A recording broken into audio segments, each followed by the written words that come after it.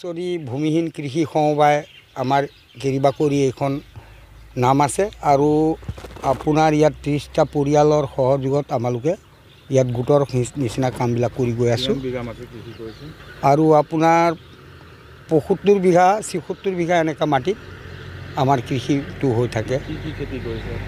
এতিয়া আপোনাৰ সৰিয়হ, আলু, বিলাহী, বেঙেনা, মটৰমাহ আৰু জলকীয়া আৰু ফুলকবি আৰু লগতে আগতীয়াকৈ আমি মূলা খেতিও কৰিছিলোঁ, যাৰ পৰা আমি সেইটো বেছি নাইকিয়া হ'ল।